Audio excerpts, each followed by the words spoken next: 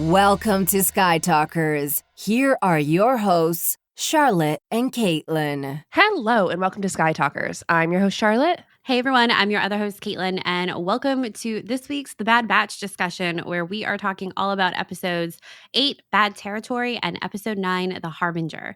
I'm really excited to talk about these episodes. I feel like there was a lot of interesting things that happened, and also a lot of really cute, sweet moments as well in these two episodes. Girl power was front and center. Exactly. We didn't know this when we picked these two to talk about together today, but it is great to have two girl power episodes back to back. I love to see it. One episode's all about Fennec, the next episode's all about the return of Ventress. Can't believe she's back. I'm very, very happy. So let's dive into it and start with episode 8, Bad Territory. Okay, so Bad Territory aired on March 20th and was directed by Nathaniel Villanueva and written by Matt Michnovitz. This was a fun episode. It was definitely a little bit, actually, I think both of these episodes were pretty different than some of our past episodes of The Bad Batch this season. But this one, I think, was kind of fun to see the group split up, right? Essentially, we have Wrecker and Hunter going out for intel with Fennec to hopefully get information about the M count and what it is. And then we have Crosshair and Omega, who are back on Pabu. Beautiful, lovely, wonderful Pabu. Perfect Pabu. Perfect in every single way. And this is like the first time that we've seen, maybe not the first time, but I feel like it was important that Hunter and Wrecker went off and did this mission on their own. And they talk about it at the beginning of the episode, and Crosshair agrees. He's like, no, you should stay here, which is a little different than what we saw him saying in a similar situation back at the beginning of the season, right? With that like fabulous line where he was like, you're capable, but you're still a kid. And then she ended up going on the dangerous mission. But here, everyone is in agreement that Omega should stay on Pabu. Crosshair stays with her. They have a very like kind of quietly vulnerable, emotional little time on Pabu together, talking about Crosshair's hand. And then Hunter and Wrecker have kind of the opposite time when they're with Fennec on I don't know the name of the planet, but the Bayou planet. Yeah. Swampy. Yeah, the swampy planet. So what did you think of this episode? I loved it. I thought it was really good. I think sometimes these can feel like these types can feel it's like a stepping stone to the next piece. But the thing is Fennec is so delightful to see that I really liked it. I also genuinely loved what we got between Crosshair and Omega. To me, that was the highlight of the episode, of them meditating, of Omega being tasked by Hunter to encourage Crosshair to get his hand looked at, and then Omega sort of tapping in to what she learned from Gunji on Kashyyyk and teaching him meditation and just working through that together. It was a quiet moment. I think it was definitely my favorite moment in this episode. And I think it was a really good precursor to what we're going to talk about later about like the force sensitivity with Omega too, the question mark that still sort of remains. And this moment when they're meditating, to me, really lends credence to the theory that perhaps Omega is closer to the force than the others. And I just think it was really great. I liked it a lot. I do have like one small nitpick, and I've seen this talked about before, and I just agree with it. I think something that I wish that we got from Fennec Shand's character is, I feel like Fennec is the same as what we know her as in the Book of Boba Fett. I feel like we're many, many years before that series in the Bad Batch, and yet I feel like the only thing that is different about her is that I know that she works for many different operatives within a string of bounty hunters. Like, that's actually not that different from where we find her in the Book of Boba Fett. And I think I just sort of wish that she was a little bit more green, a little bit more inexperienced, and we were meeting her at a different point in her life. I just don't get that sense here that we actually are, or that she has some struggles or something that would give her a little bit more of an arc, I guess. Yeah, it would have been interesting to hear even back in season 1 when we first saw Fennec, of someone mentioning that she's a new bounty hunter or she's new on the scene or something like that. Just a little something to kind of indicate that she's not who she is in the Book of Boba Fett. Yeah, no, I totally agree. I think that would have been a good addition, but yeah, it's always great to have her back in the show nonetheless. But yeah, it would have been nice to see maybe if there were ways that they could show that she wasn't quite as skilled or connected or as powerful, I guess, as she is in the Book of Boba Fett. Yeah. And I don't mean to say that she doesn't have any character development, because she does. I just think it's less obvious than I would have liked, actually, especially when we're jumping from timeline to timeline, I guess. Yeah. It's hard for me, I think, as a Star Wars fan, even as deep as I am, to understand where we are in the timeline these days. And I think certain moments that would have made the story stronger with Fennec would have reminded me of, oh, she's younger here than what we have in the Book of Boba Fett. Mhm. That, oh, and even the Mandalorian too. I'm not just singling out the Book of Boba Fett. I feel like I need that those signposts, Those cues. I guess. Yeah. Yeah. Anyway, what did you think of the episode, Caitlin? I really liked it. You know, this was, Charlotte mentioned this last week, but this was the last screener that we had when we first got screeners before the season started. And I remember this meditation scene and thinking, I cannot wait for people to see this scene. I was so looking forward to it, of people seeing this whole kind of little arc of Crosshair and Omega on Pabu. I know we've been like a broken record about how great their relationship is this season, but this really kind of, I don't know, it kind of took it to the next level for me. The fact that it's Crosshair who stays with her on Pabu, not Hunter or Wrecker, which I think we get a little hint at that at the beginning of the episode when Hunter notices again Crosshair's hand shaking, which, as you mentioned, is when he tells Omega that she should see if he could get it looked at. And as soon as he said that, I remember thinking, Omega's not really even going to have to try that hard. He's just going to do it because Omega asked him to. And sure enough, the next scene, it's Crosshair, Omega, and AZ looking at Crosshair. his hand. Omega's in the palm of Crosshair's hand. It is so cute. It's so cute. And I eat it up. I eat it up. Me too. Like, Me too. in the Harbinger, when they're talking before Ventress gets there, and they're talking about the M count and the fact that they still don't know what it is, and Crosshair goes, "What does it even matter? We're not giving her up to anyone." I was like, "That's right. That's right." I like that vibe check, by the way, because there is a story in which it's like they know that Omega's special. Who cares? And Yeah. they're just going to keep running. You know, and Crosshair could just be like, yeah, I mean, it doesn't even matter. And I think he's kind of right, but it doesn't matter. That perspective actually comes from the group perspective, but not necessarily Omega's own individual perspective. I think that Omega probably wants to know why the heck everyone's after her and what that means for her and her own life and her own individual journey.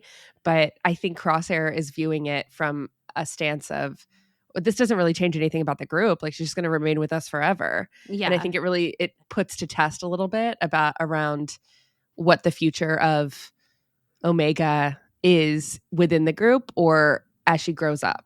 Yeah, which I know we're going to talk about in a little bit, but I think since we're kind of on this Crosshair and Omega bit, to really talk about the couple of scenes with them in Bad Territory.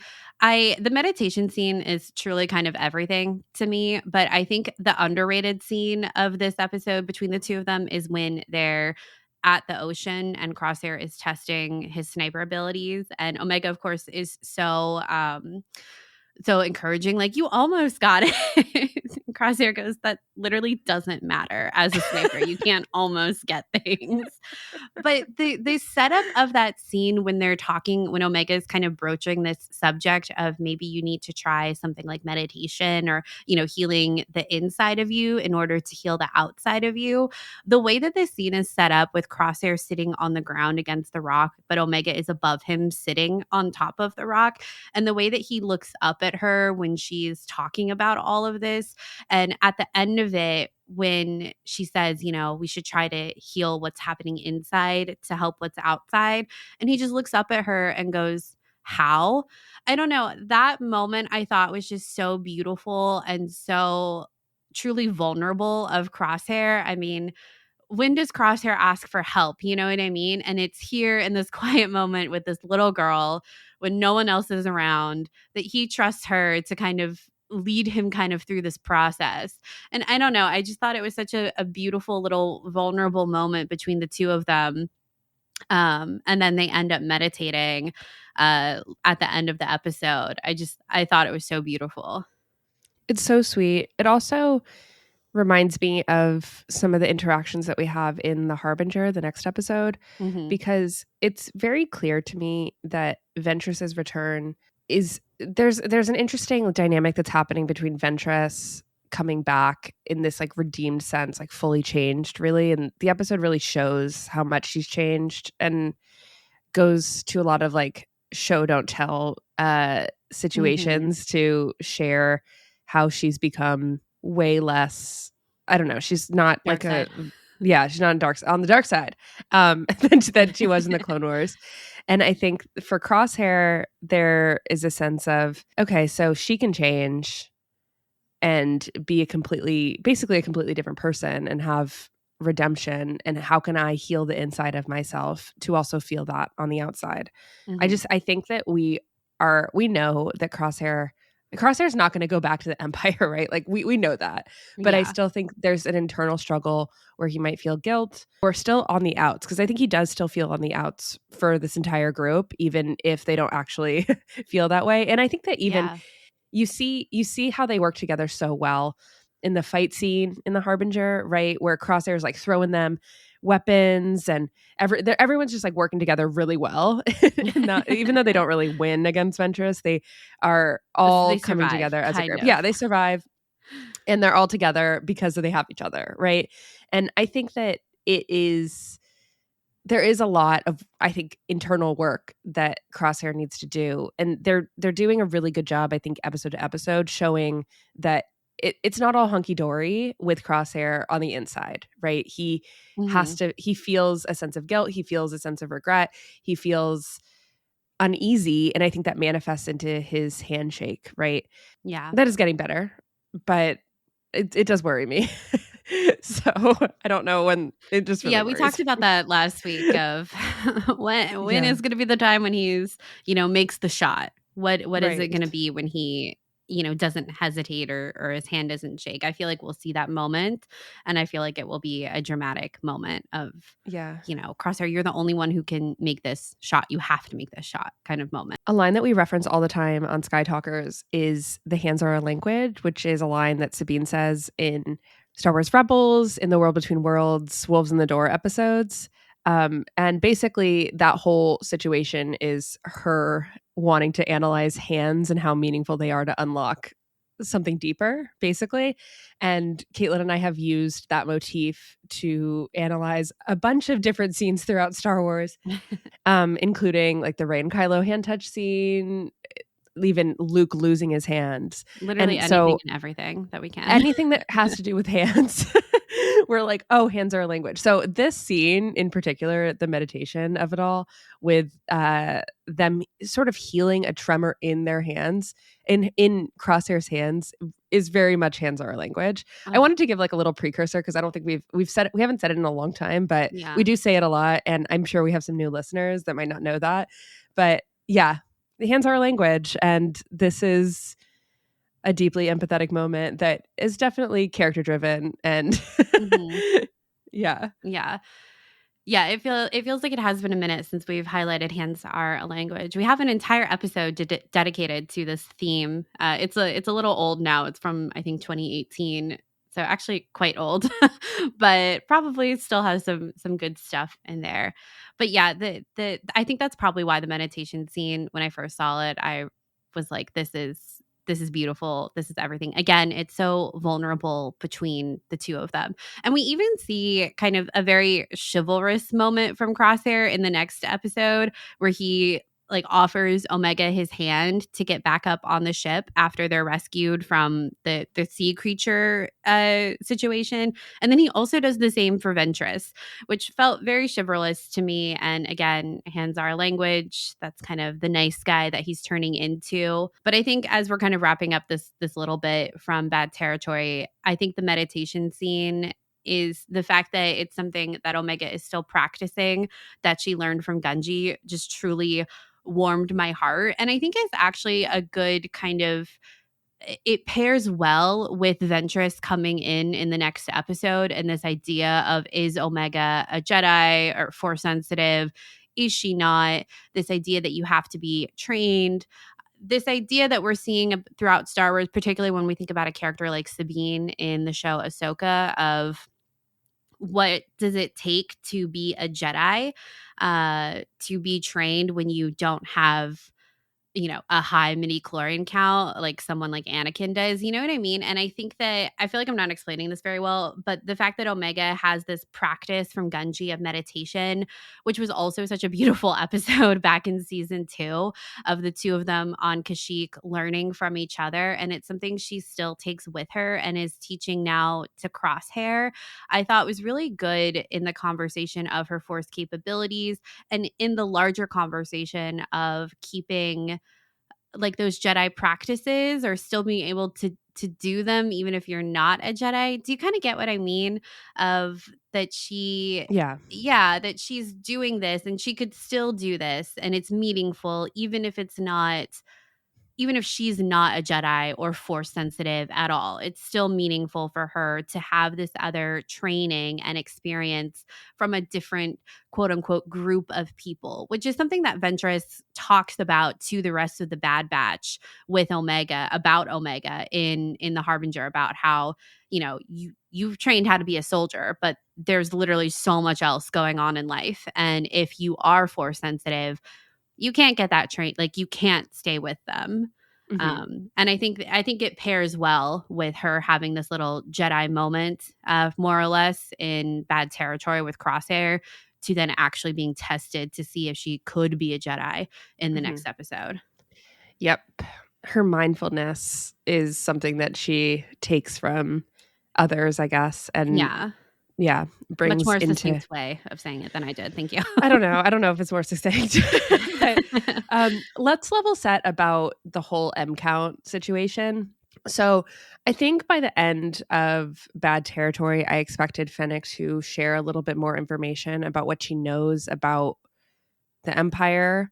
I think what was interesting to me was this realization that Fennec says that she knows of other operatives, like other bounty hunters, who have been on missions from the Empire to track down people with high M counts. I feel like I don't know whether or not that refers to Inquisitor type situations. I guess I feel like I'm unclear if that actually refers to like clones or like cloning with high M counts, or if that's just like the general consensus of what I've always understood, that the Empire doesn't want anyone who is Force sensitive to exist without knowing it, right?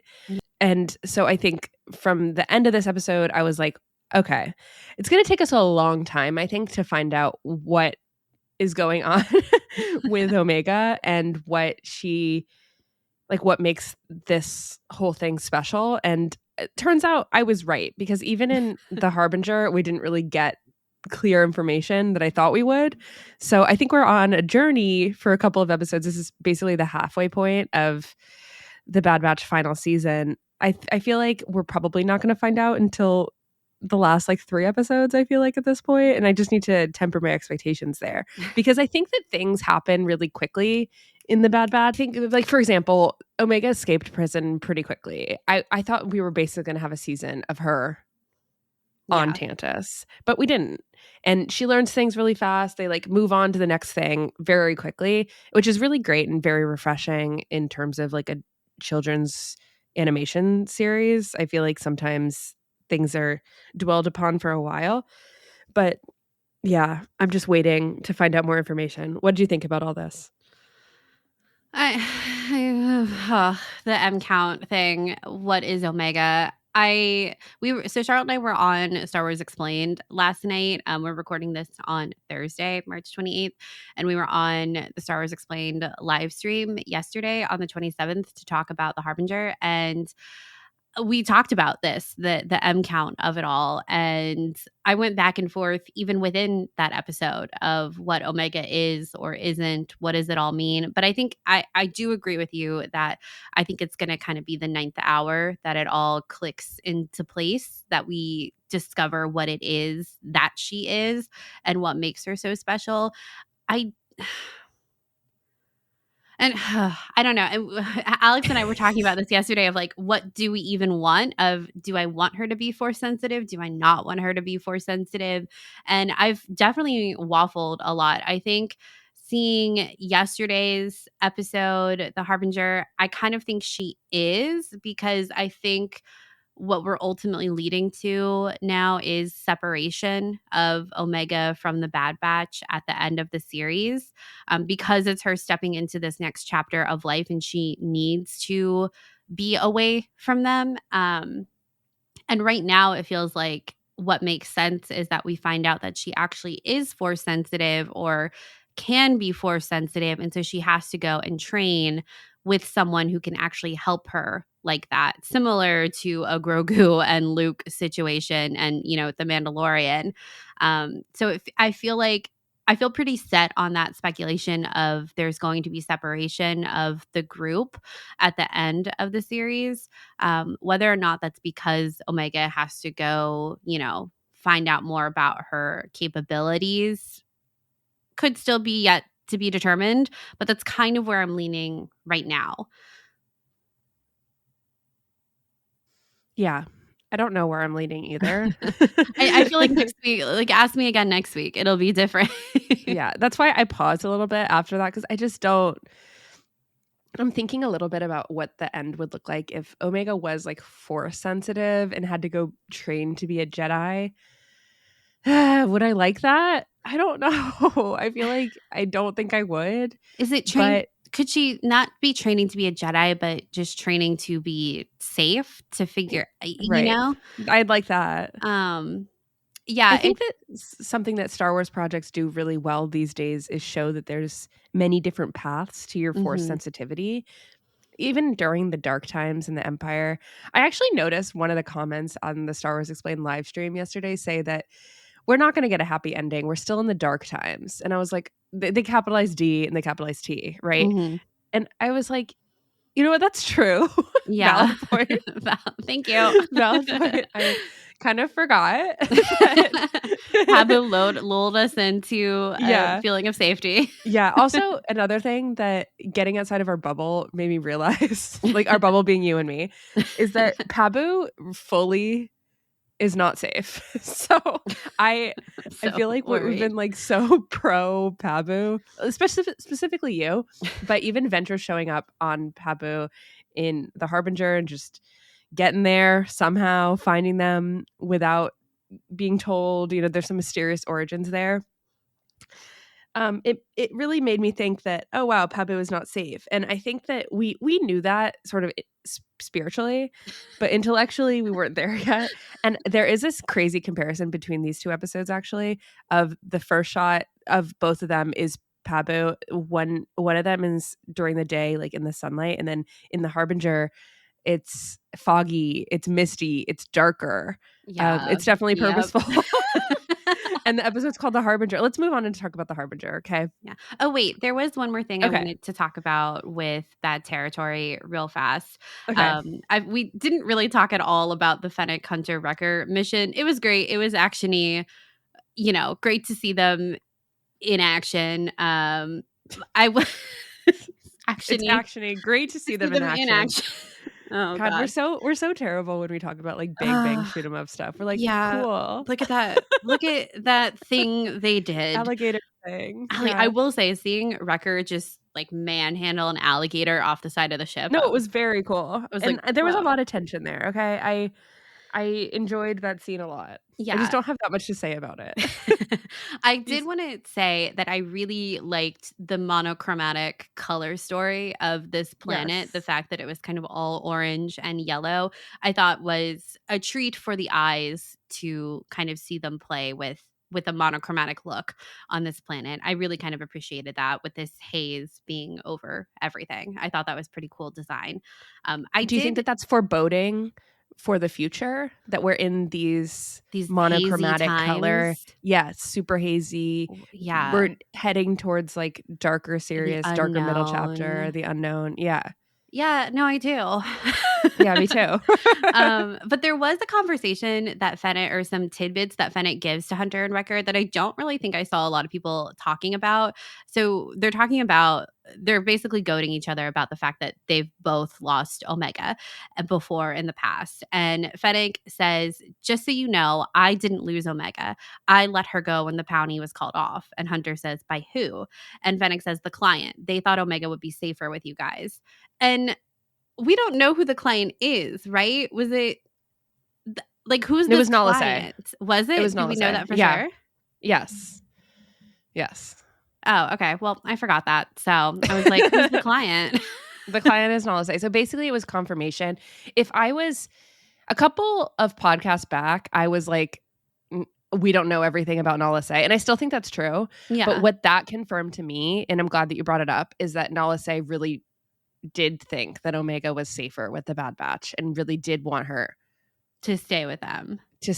Or just like stay away from the Empire. Yeah. And her whole mission in hiring Fennec to capture Omega really was out of, we need to make sure that she is under my care or under someone's care that actually cares about her. Yeah, that will actually look after her. Yeah. So then that made me think like, oh, I was a little harsh about still not understanding Nala Se completely, but I still think that revealed to me that she knows that the Empire, which we already know. We already know this, right? That the Empire like wants to basically hurt Omega. That's what we're beating around the bush saying.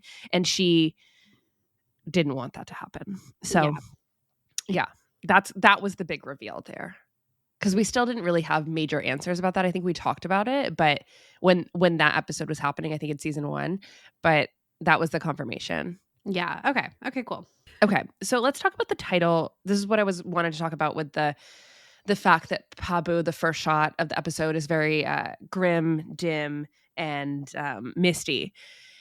I think the title, The Harbinger means like foreboding. It is usually used in the term the harbinger of doom, right? It can be dark.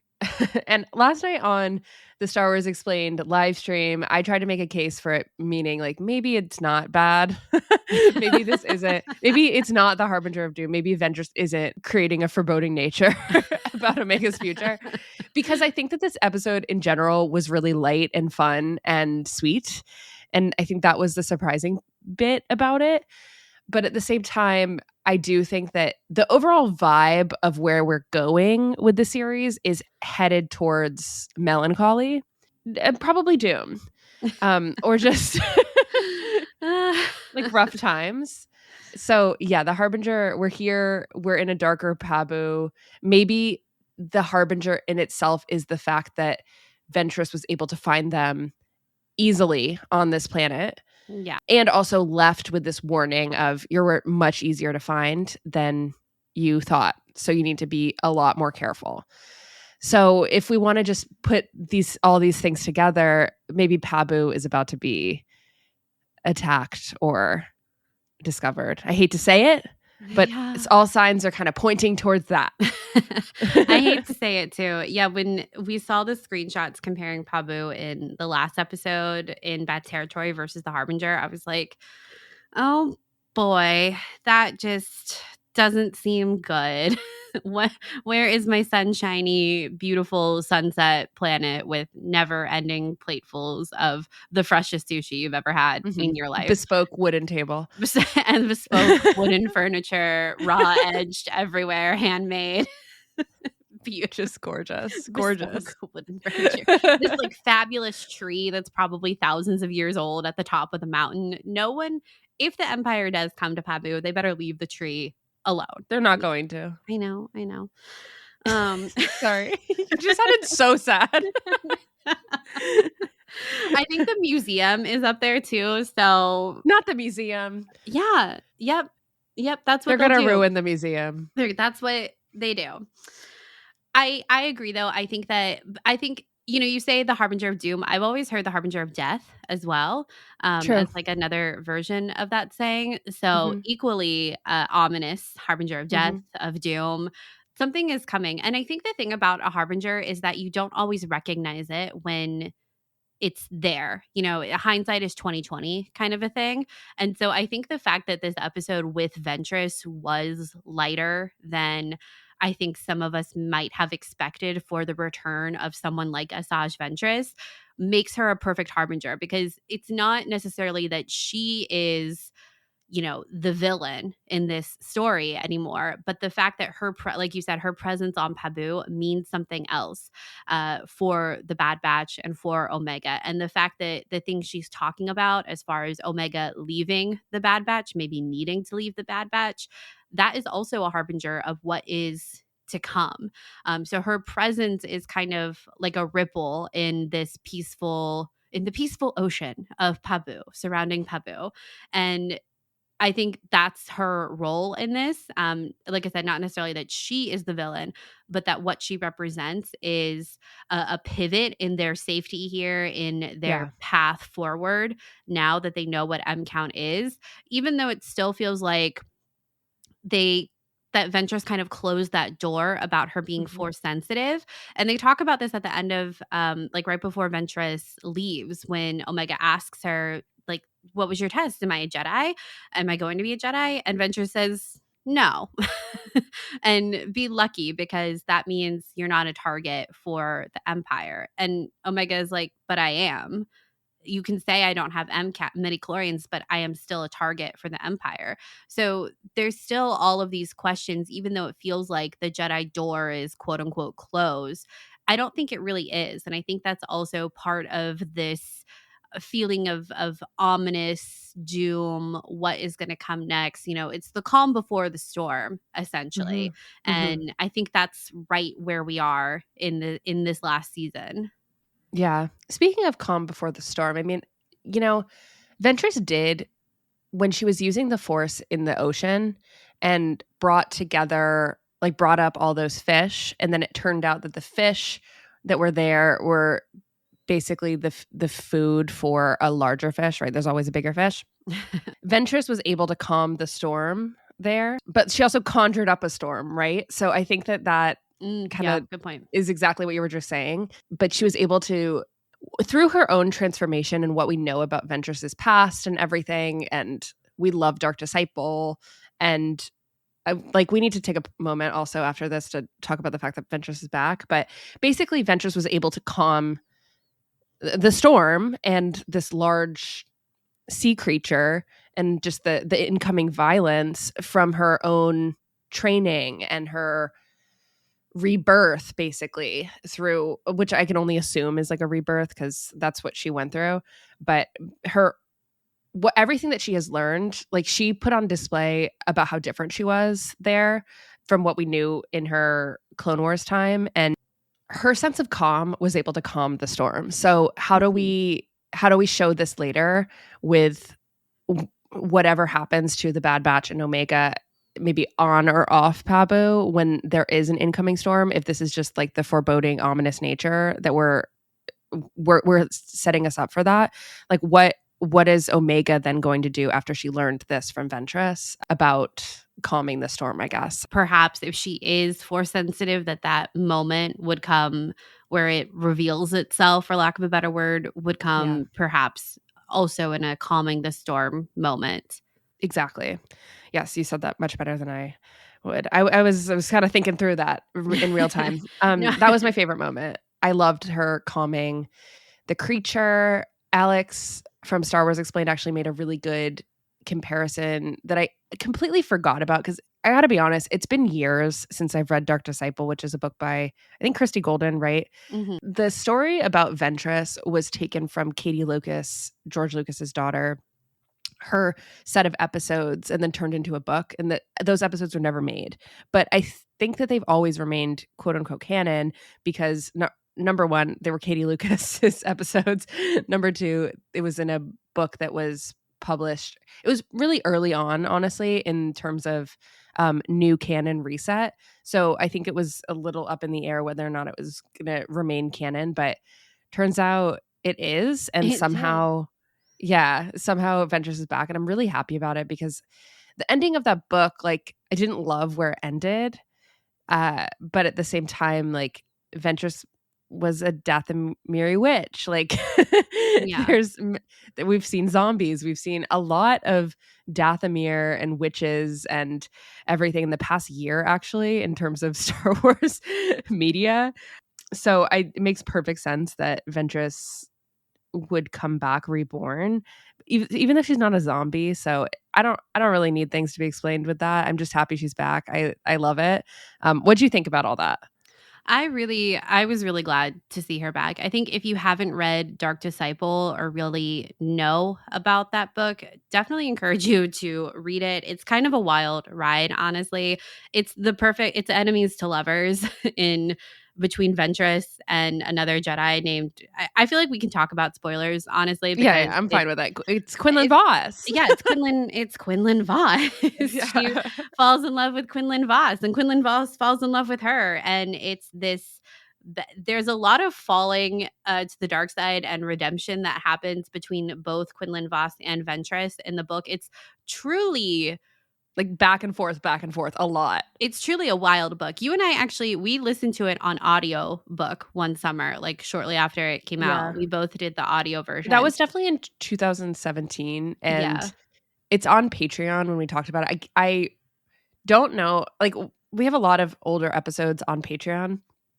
I want to recommend it, but I haven't listened to it in so long that it might be a little chaotic. Yeah, I don't know. I don't know if I'd recommend it, but it was probably just because if you're familiar with the Clone Wars and Ventress in the Clone Wars and a lot of her back and forth with a character like Obi-Wan Kenobi specifically, there's always been jokes online about them flirting and stuff, and, you know, the nicknames and kind of barbs. Yeah, there's a lot of sexual tension. Let's be real. There's a lot of sexual tension and flirting, and that just becomes the book.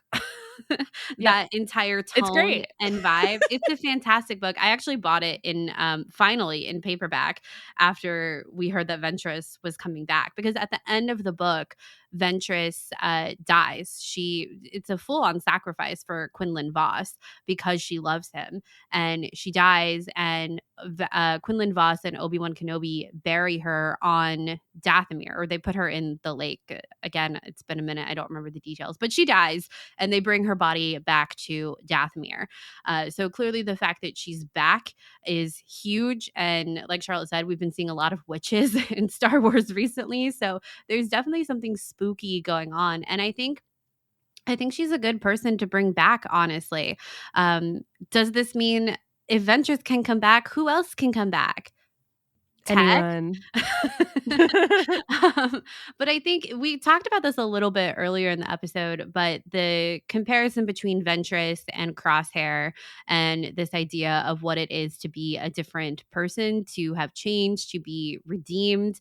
Crosshair is the one that talks about everything Ventress did in the Clone Wars. He's the one that pulls up her file.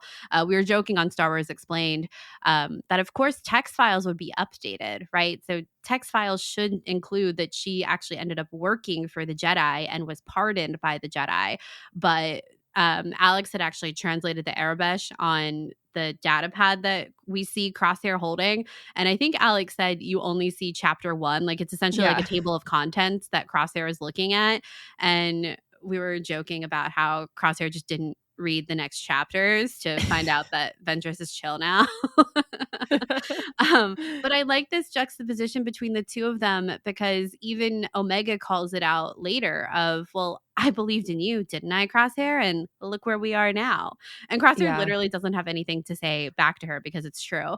And they did this a little bit in Rebels, especially when the whole arc of Kanan and Rex in Rebels. And I can't remember what the episode is called in Rebels, but remember when they go to that planet where it's all droids that still think they're in the Clone Wars. Yeah. And they have like the last Clone War battle is kind of how they call it. It's such a good episode that no one talks about. Yeah. And the role that Ezra has in that episode, I think, is really similar to the one that Omega has here, where in Rebels, that's the first time that Rex and Kanan have to, I think it's the first time that they really have to work together. And Kanan has a lot of distrust of clones because of events that we see happen in the Bad Batch. And Ezra is the one to really hammer home that things have changed. We're not in the war anymore. We're all on the same side. What are we doing? And he even says something similar of, I don't know much about the Clone Wars. And Omega says something similar here as well when they're talking about Ventress. And it's this new generation that's so much more likely to put aside the past, understandably, because they weren't a part of it. You know what I mean? So of course Omega would be like, it's okay. Crosshair's back with us. Why can't Ventress be our friend now too? But old wounds can sometimes take a long time to heal. And I like this continuation of this theme that we've seen throughout the Bad Batch of, essentially the Republic and the Separatists having to come together now against the Empire. Tech learned this in the season 2 opener when they're on Sereno, Dooku's planet, remember? And he has that whole journey with that old man who hides them. So good. A great season premiere for season 2. Great tech moments as well. We should have known. We should have known. And then anyway, it's just a continuing theme, especially with like Chuchi and the senator from I can't remember his name right now, but a couple episodes back that they have to come, Senator Singh, I think, they have to put aside their differences. And now here, and Ventress says it as well of, she says at the end, it's a great moment, we were all pawns. I'm not your enemy.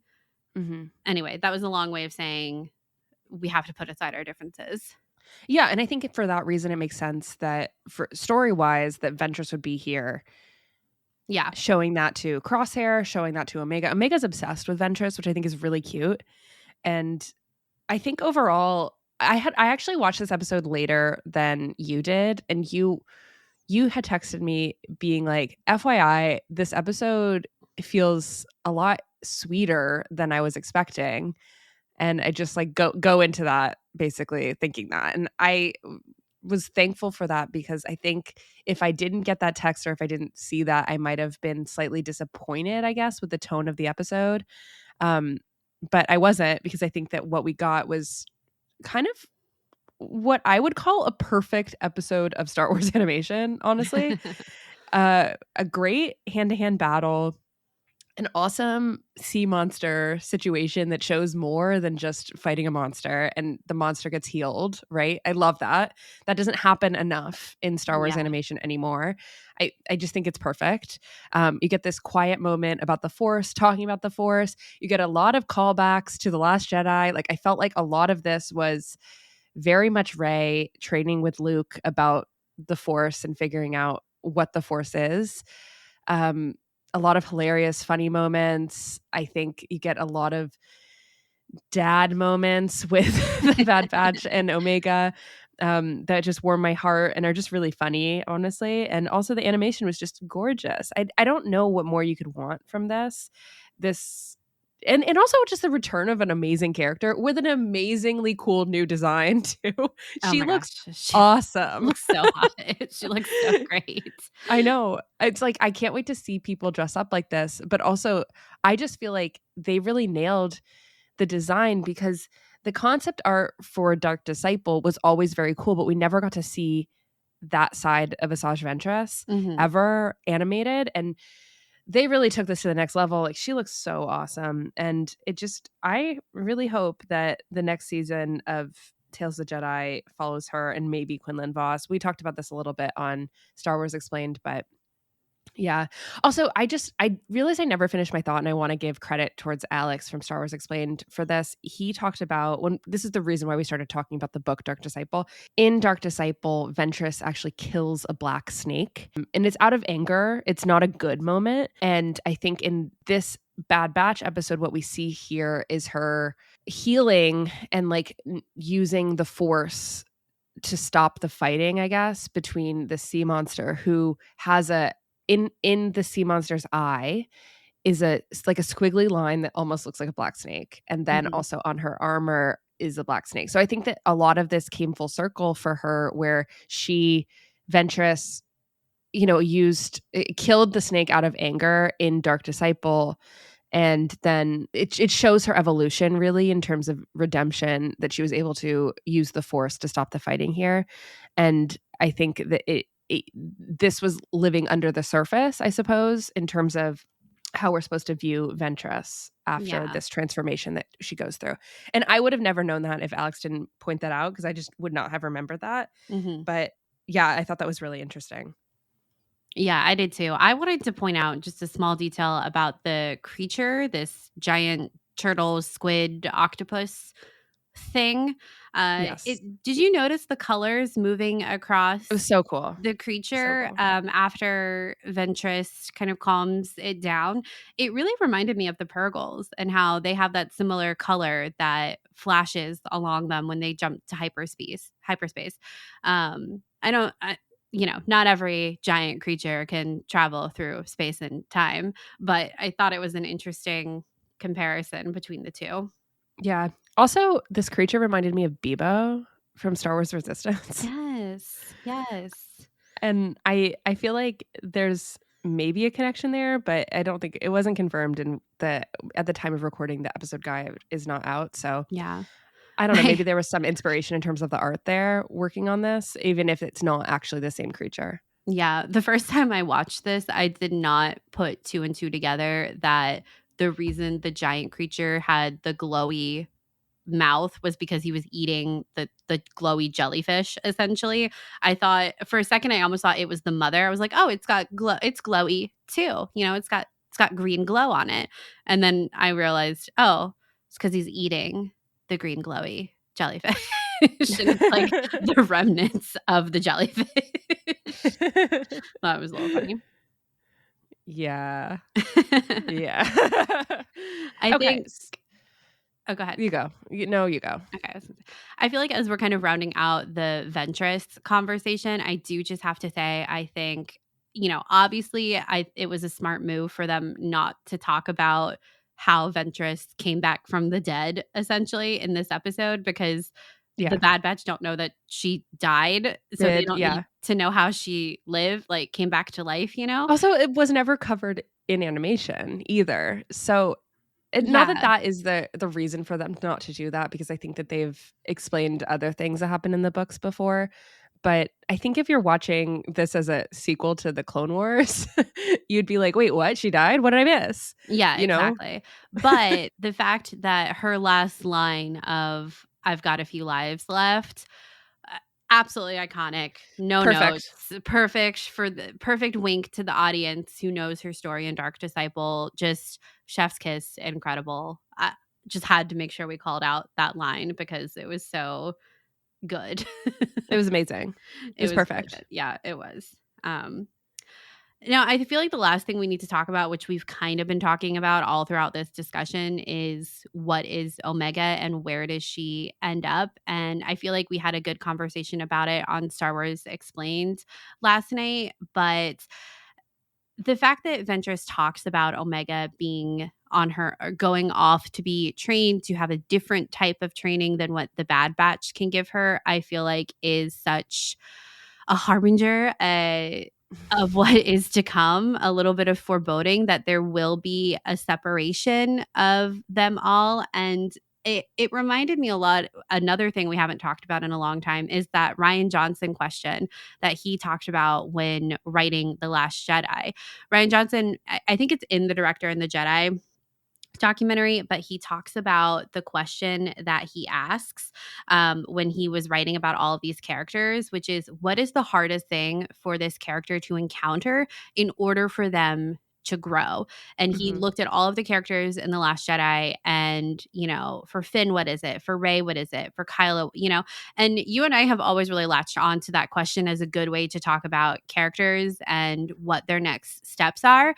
And I realized that we were kind of talking around that question when we were talking about what is next for Omega in all of this in her life journey. And for Omega, the past 2.5 seasons, her goal has been to keep the Bad Batch together. It's to get Crosshair back, Wrecker, Tech, Hunter. All of them have been separated from her at some point, and she has wanted them all to come back. That has been her driving force. I think from the very moment we met her in season 1, she was the one going, we need to stay together. I'm your sister. You're my brothers. We're all the Bad Batch, before they even knew who she was. Yeah. And so I think we're now seeing a very different driving force for Omega in this season of 1, rescuing the clones from Tantus, and 2, finding out what she is. And I think that the hardest thing for Omega to realize for the next journey of her life is that she can't be together with the Bad Batch in the same way that they are in this period of her life. And so I think that what Ventress has kind of alluded to in this episode, whether or not Omega ends up being force sensitive, I feel like it does. And what we know of Omega and her journey, I think the hardest thing for her to hear is that she can't be with her family in the way that she wanted to be, but that she needs that for that next step in her life. And I don't mean that they're going to be separated forever, but I think there will be some type of separation there. Yeah, I think they're gearing up for that.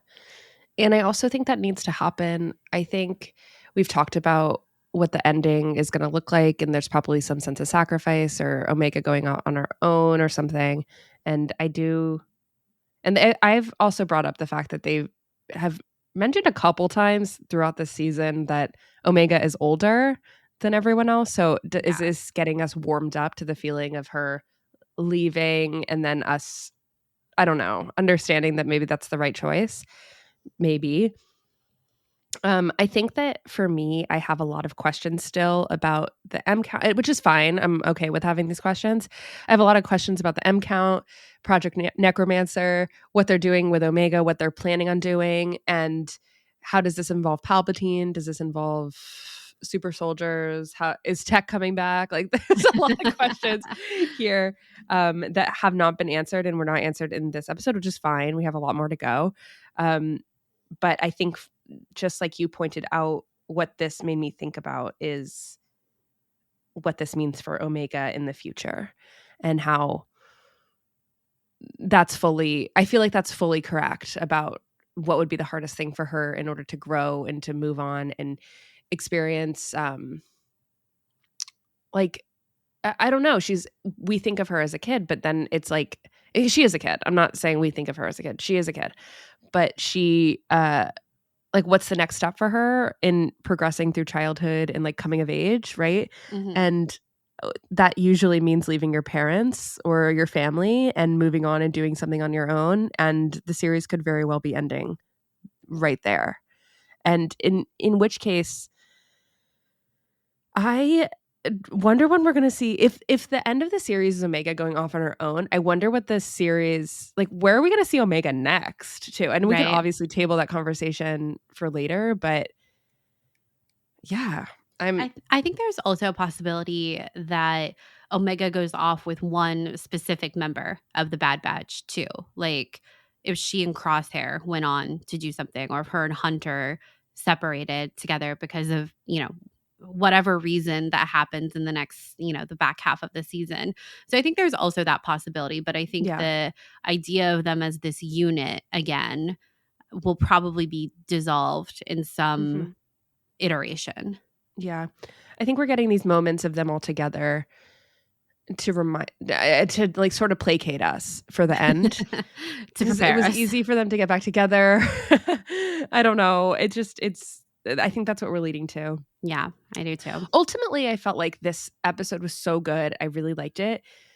And I was surprised with how many questions I had after it, like more questions than I had before, which is funny, but also keeps me going. And I think maybe within like the week to week nature of watching the Bad Batch, like if you're binging the series, this might read better than the week to week, like wondering, you know what I mean? Yeah. I always think about that in terms of like how an episode reads when this is the only episode you get when we're coming off of, like, 2 weeks ago we had a back-to-back double episode. Next week we're having a double episode. So I think that it will read better throughout the entire season, basically. And I think it's probably going to go down as one of the best episodes of The Bad Batch. Yeah. Well, when we can come back and fully unpack what Ventress was the harbinger of. Yes. Can't wait. Yeah. It's going to be very fun. Yeah. We'll put a pin in that. Very fun. Very bittersweet. I don't really know. Very melancholy. Very action-y to see them in action-y. Yeah, so good. I love that hand-to-hand combat scene. I really do. I think it was really good. Yeah, it was really good.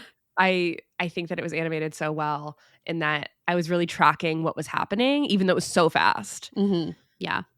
Yeah, I was too. It was a fabulously choreographed action scene. And by our standards, who get kind of lost in the sauce sometimes on that front, it was very good. It was great. Yeah. It was great. Well, is there anything else we've forgotten to kind of mention or chat about in Bad Territory and the Harbinger? I don't think so. Very excited for the next week's episodes. Yeah. We will be back. Sorry. I just want to say our next set of the Bad Batch podcast will be about next week's episodes and then also the episode after that. So we'll be back in 2 weeks. Yes, and we cannot wait. Thank you guys so much, as always, for listening. We really appreciate it and are excited to be on this Bad Batch journey with all of you as we speed toward the finale of the series. But if you want to talk about it with us more online, you can find us on Twitter/X at SkyTalkersPod, or our personal handles. Mine is at Caitlin Plusher. Charlotte's is at Clarity.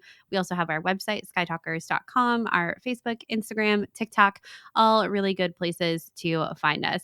And if you have a couple seconds and would like to leave us a review on Apple Podcasts or Spotify, it really helps other people find the show. Also, another great way to help people find the show is if you are listening to screenshot and share in real time that you're listening on your story, a post, fill in the blank, whatever is your most preferred social media platform of choice. Tag us, and we would love to reshare that as well. And if you're interested in other ways to support us, you can head on over to our Patreon and check out our different reward tiers there. I want to say a huge thank you to these patrons: Madison, Trevor, Aubrey, Chuck, Jedediah, James, Ira Bell, Catherine, Jeff, Kate, Maggie, King, Brad, Anna, Danny, Kelly, Rachel, Tim, Christopher, Patrick, Colton, Stefan, Anders, Mercedes, and Logan. Thank you so much for supporting us. Yes, thank you guys so much. And until next time, may the Force be with you. May the Force be with you.